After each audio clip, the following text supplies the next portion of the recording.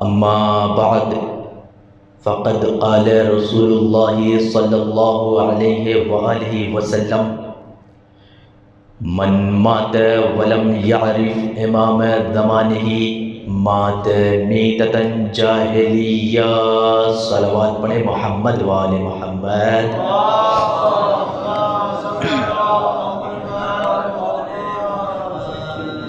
حاضرین گرامی قدر، عزیزان محترم، عزاداران سید الشہداء اور ماتمداران مظلوم کربلا، ارشاد رسول اکرم ہو رہا ہے من مات ولم یعرف امام زمانہ مات میتۃ جاہلیہ۔ جو مر جائے اور اپنے زمانے کے امام کو نہ پہچانے، اس کی موت جہالت کی موت ہوتی ہے۔ عزیزان محترم، اس امام کے تعلق سے گزشتہ مجالسوں میں چند معروضات آپ حضرات کی مقدس بارگاہ میں پیش کیے گئے۔ انشاءاللہ آج ایک نئے رخ سے سفر کیا جائے گا۔ جب ہم اس حدیث میں غور کرتے ہیں تو ہمیں دو لفظ نظر آتا ہے، لم یعرف یعنی معرفت، اور دوسرا جاہلیہ یعنی جہالت۔ جب کوئی یہ دو لفظ سنتا ہے، لفظ معرفت کو سنتا ہے، لفظ جاہل کو سنتا ہے یا لفظ عالم کو سنتا ہے، تو فوراً انسانوں کے ذہن میں خود انسان کا تصور پیدا ہو جاتا ہے۔ اس لیے علم و جہل مربوط ہے انسانوں سے۔ کبھی ایسا نہیں ہوتا کہ کوئی شخص لفظ جاہل سنتا ہو اور اس کے ذہن میں کسی حیوان کا تصور پیدا ہوتا ہو۔ عزیزان محترم، آج کی اس گفتگو میں ایک منزل ہے کہ جہاں تک ہمیں سفر کرنا ہے، اور وہ یہ ہے کہ رسول نے اس حدیث میں جو لفظ جاہلیت کو استعمال کیا ہے کہ جس سے بھی امام کی معرفت نہیں ہوگی اس کی موت جہالت کی موت ہوگی، بس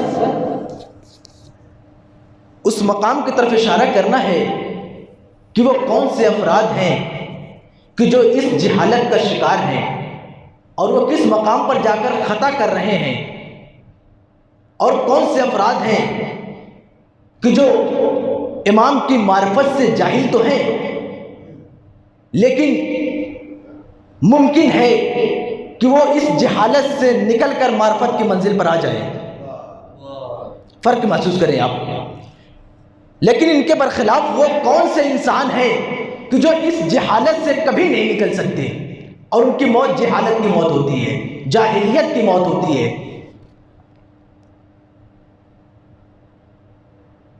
جب ہم اس لفظ جہالت کو سنتے ہیں، لفظ جاہلیت کو سنتے ہیں، تو فوراً ہمارے ذہن میں انسان کا تصور پیدا ہو جاتا ہے۔ اگر کوئی یہ کہے کہ فلاں حیوان جاہل ہے تو یہ غلط بات ہے۔ کیوں؟ اس لیے کہ یہ اس کی شان کے خلاف ہے۔ توجہ فرما رہے ہیں ذہن محترم، ہم کسی حیوان کو جاہل نہیں کہہ سکتے، ہم کسی انسان کو حیوان کو جاہل نہیں کہہ سکتے، عالم نہیں کہہ سکتے، کیونکہ یہ اس کی شان کے خلاف ہے۔ دلیل کیا ہے؟ دلیل یہ ہے کہ حیوانوں کے اندر استعداد علم نہیں ہوتا،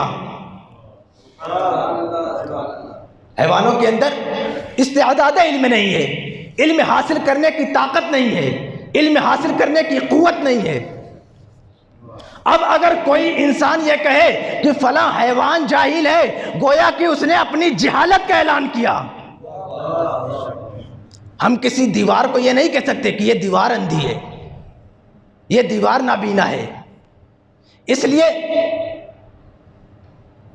کہ اندھا وہ ہوتا ہے کہ جس کے پاس آنکھ ہونے کے باوجود بھی نہ دیکھ پا رہا ہو۔ ہم کسی دیوار کو اندھا نہیں کہہ سکتے۔ تو معلوم یہ ہوا کہ حیوانوں کے اندر استعداد علم نہیں ہے، لہذا ہم اسے جاہل یا عالم نہیں کہہ سکتے۔ یہاں تک بات صاف ہے۔ اب آتے ہیں انسانوں کی طرف۔ جاہل یا عالم کا یہ لفظ انسانوں پر ہی اطلاق ہوتا ہے۔ حیوان جاہل یا عالم نہیں ہو سکتا، بلکہ خداوند عالم نے انہی حیوانوں کے درمیان ایک ایسے حیوان کو چنا، انتخاب کیا اور اسے یہ کمال بخشا کہ خداوند عالم نے اس حیوان کے اندر استعداد علم رکھا، علم حاصل کرنے کی صلاحیت کو رکھا، علم حاصل کرنے کی طاقت کو رکھا، تاکہ وہ حیوان دنیا میں جائے اور علم حاصل کرے، دنیا میں جائے اور علم حاصل کرے، اور علم حاصل کرنے کے بعد ان کے درمیان تصرف کرنے کے لیے خداوند عالم نے اسی حیوان کے اندر ایک نعمت کو رکھا جس کا نام عقل ہے۔ ایک نعمت کو رکھا کہ جس کا نام عقل ہے، تاکہ جو کچھ وہ علم دین حاصل کرے، علم دنیا حاصل کرے، ان کے درمیان تصرف کر سکے، ان کے درمیان تمیز دے سکے، کون اچھا ہے، کون برا ہے، کون حق ہے، کون باطل ہے، کون امام حق پر ہے، کون امام باطل پر ہے، وہ جا کر تصرف کر سکے، ممیز کر سکے، تمیز دے سکے۔ جب خداوند عالم نے انسانوں کے اندر استعداد علم کو رکھا، استعداد علم کو رکھنے کے بعد خداوند عالم نے علم حاصل کرنے کے بعد تاکہ وہ جا کر تصرف کر سکے، عقل کو رکھا، اور عقل کو رکھنے کے بعد خداوند عالم نے اسے انسان کہہ کر پکارا، اور قرآن میں یہ کہا فتبارک اللہ احسن الخالقین۔ یہ انسان کا کمال ہے، یہ انسان کا کمال ہے۔ خدا نے استعداد علم کے ساتھ ساتھ عقل کو بھی رکھا تاکہ وہ تصرف کر سکے ان تمام مسائل کے درمیان کہ جسے وہ حاصل کر رہا ہے، تبھی تو پتہ چلے گا کون حق ہے کون باطل ہے۔ اب اور آگے بڑھتے ہیں۔ یہی انسان ہے کہ جو استعداد علم رکھتا ہے، علم حاصل کرنے کی طاقت و قوت کو رکھتا ہے۔ اب اگر یہی انسان کہ جس کے اندر استعداد علم ہے اور علم بھی ہو تو وہ عالم کہلاتا ہے،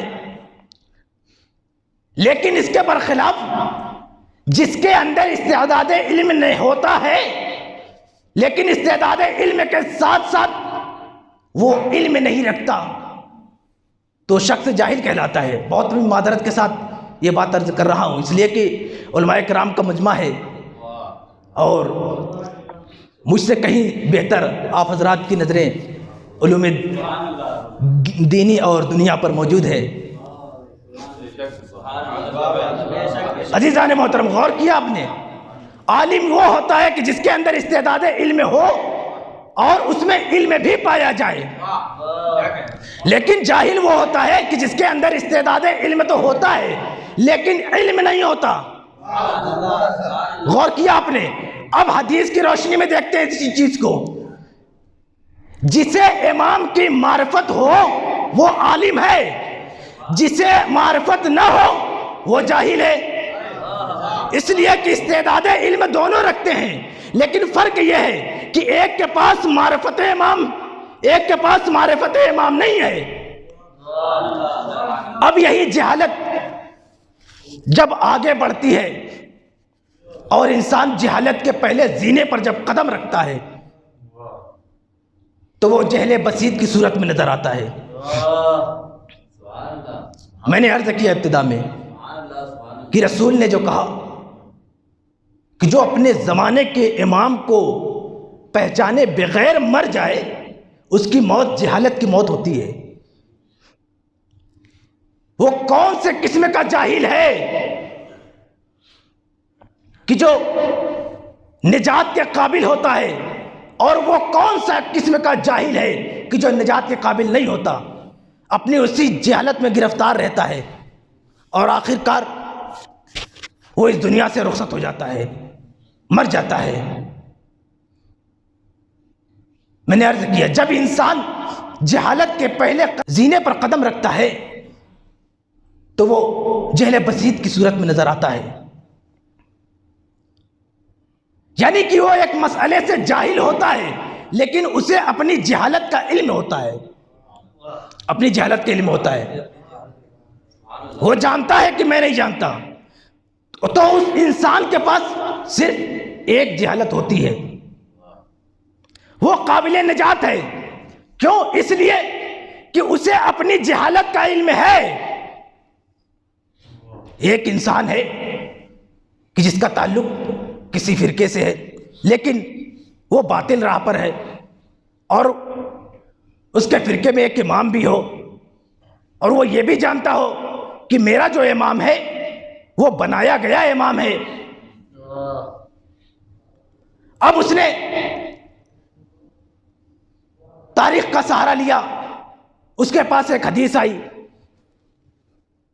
کہ رسول نے ارشاد فرمایا کہ میری امت میں 73 فرقے ہوں گے جس میں سے ایک جنت میں جائے گا۔ اب یہ بندہ بہت پریشان کہ کیا ان تمام فرقوں میں سے یہی وہ فرقہ ہے اور یہی وہ امام ہے کہ جس پر میں گامزن ہوں کہ جو مجھے جنت تک پہنچائے گا؟ وہ اپنی جہالت سے آگاہ ہے۔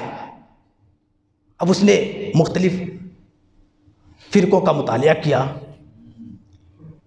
اور ان تمام فرقوں میں مختلف جو ائمہ موجود تھے ان کو دیکھا تو اسے دنیا میں ایک ایسا فرقہ نظر آیا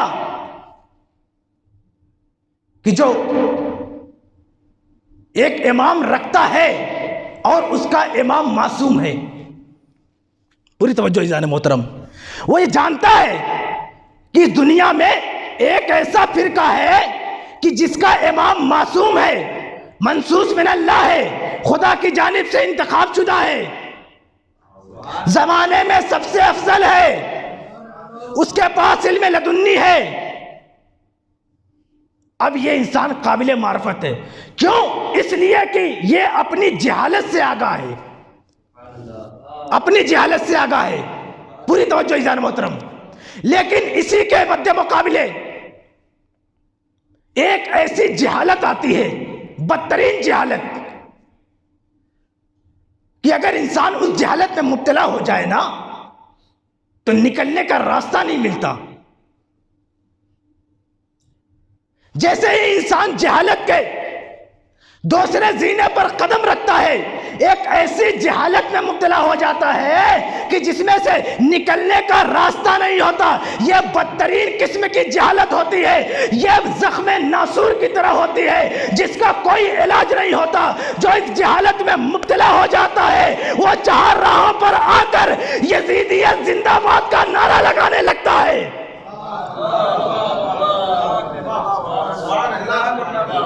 جو اس جہالت میں مبتلا ہو جاتا ہے اور وہ جہل مرکب ہے، اس لیے کہ اس میں انسان اپنے جہالت پر دعویٰ کر بیٹھتا ہے۔ بدترین قسم کی جہالت ہے۔ اس میں ہوتا یوں ہے کہ ایک انسان ہے کہ جو کسی ایک مسئلے سے جاہل ہے، بہرحال میں نے عرض کیا علماء کرام کا مجمع ہے، بس میں تو یہ عرض کر رہا ہوں تاکہ بات واضح ہو جائے۔ ایک انسان کسی مسئلے سے جاہل ہے اور اسے اپنی جہالت کا علم بھی نہ ہو اور وہ اس بات پر دعویٰ کرے کہ نہیں یہی چیز حق ہے۔ غور کیا آپ نے؟ ایک ہی صورت ہو سکتی ہے نجات کی یہاں پر، وہ اپنے دعوے کو منقطع کر دے۔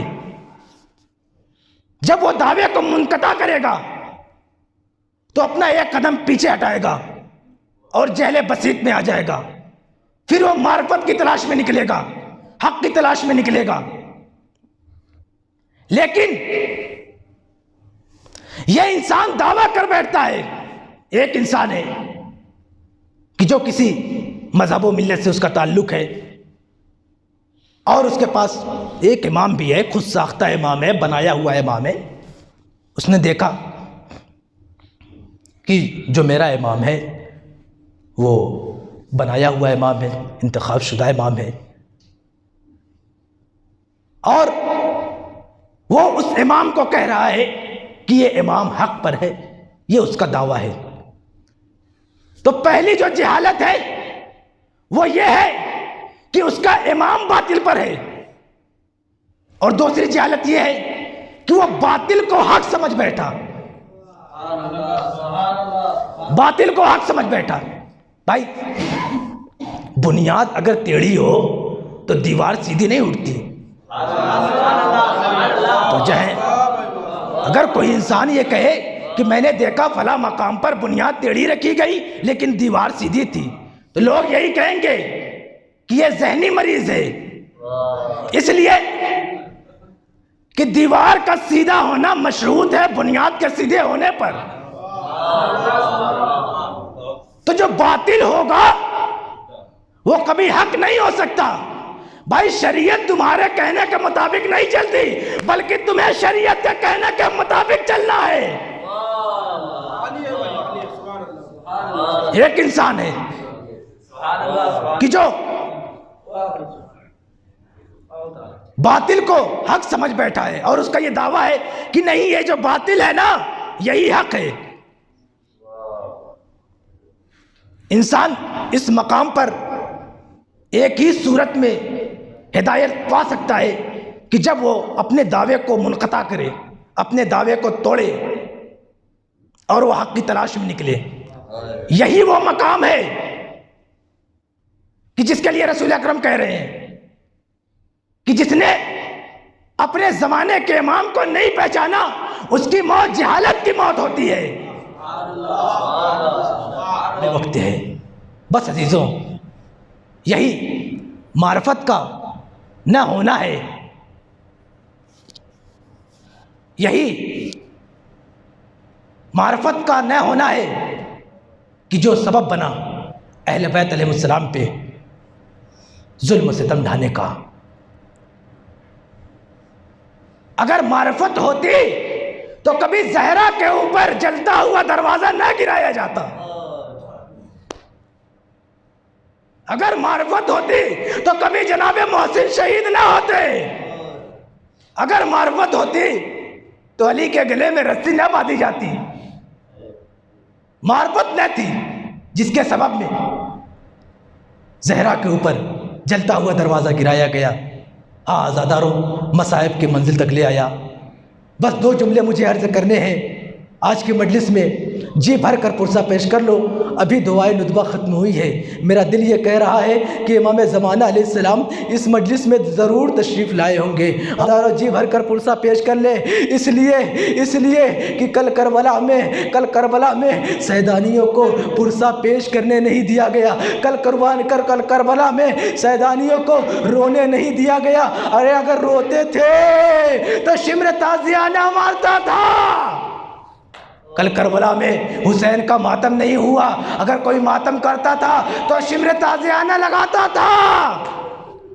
جزاک اللہ، جی بھر کر روئے عزاداروں، پرسہ پیش کرے امام زمانہ علیہ السلام کی خدمت میں۔ اس لیے کہ آج یہ سوال ہوتا ہے کہ شیعوں تم اپنے مجلسوں میں روتے کیوں ہو؟ شیعوں تم اپنے مجلسوں میں نوحے کیوں پڑھتے ہو؟ شیعوں تم اپنے مجلسوں میں ماتم کیوں کرتے ہو؟ شیعوں تم اپنے مجلسوں میں گریہ کیوں کرتے ہو؟ شیعوں تم اپنے مجلسوں میں روتے کیوں ہو؟ ارے زہرا کی پسلیاں ٹوٹ گئی اور کہہ رہے ہو تم روتے کیوں ہو؟ جزاک اللہ، زہرا کی پسلیاں ٹوٹ گئی اور تم کہتے ہو روتے کیوں ہو؟ آزاداروں، قم کی مقدس سرزمین پر یہ مجلس ہو رہی ہے، میں معصوم قم سے طاقت چاہتا ہوں، بی بی مجھے طاقت دے دے تاکہ میں یہ جو جملے کہہ سکوں۔ آزاداروں، تاریخ نے دو ایسے جنازے لکھے ہیں کہ جو قیامت سے کم نہیں تھے۔ دو ایسے جنازے اہل بیت کے گھرانے سے اٹھے، 18 سالہ جنازہ اہل بیت کے گھرانے سے اٹھا کہ جو کسی قیامت سے کم نہیں تھا۔ ایک مدینے میں اٹھا، ایک کربلا میں اٹھا، ایک زہرا کا جنازہ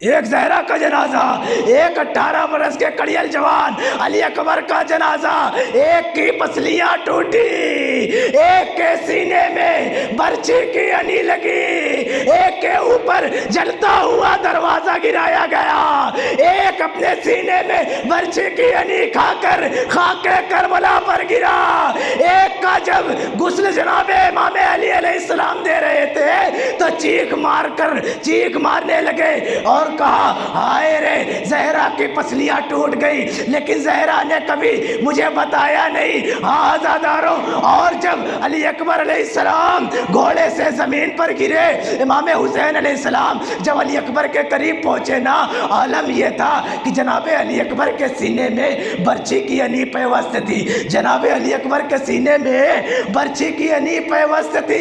امام نے برچھی کو نکالنا چاہا لیکن نکل نہ سکی، ایک مرتبہ نجف کی طرف رک کیا اور کہا اے بابا علی، ارے آپ کے لیے باب خیبر اکھاڑنا آسان تھا، مگر میرے لیے علی اکبر کے سینے سے برچھی کا نیزہ نکالنا مشکل۔ تاریخ بتاتی ہے، مقتل نے لکھا، بس آخری جملہ داروں، مقتل نے لکھا کہ جب امام علی اکبر کا جنازہ خیمے کی طرف لے جا رہے تھے، عالم یہ تھا، کیفیت یہ تھی کہ جناب امام حسین علیہ السلام جناب علی اکبر کا جنازہ اپنی پشت پر رکھا۔ عالم یہ تھا کہ جس طریقے سے ایک نمازی نماز کے عالم میں رکوع میں جاتا ہے، حسین اس طریقے سے علی اکبر کا جنازہ خیمے کی طرف لے کر جا رہے ہیں۔ علی اکبر کا سینہ زخمی ہے، علی اکبر کے سینے کا خون ایڑیوں سے بہ رہا تھا، علی اکبر کے پاؤں خاک کربلا پر خط دے رہے تھے۔ زینب یہ خیمے سے منظر دیکھ رہی تھی، اے بھیا حسین، ارے بڑے نازوں سے پالا تھا، اگر اجازت ہو تو لاشا میں اٹھا لوں، اے بہن زینب، ارے خیمے سے باہر نہ آنا۔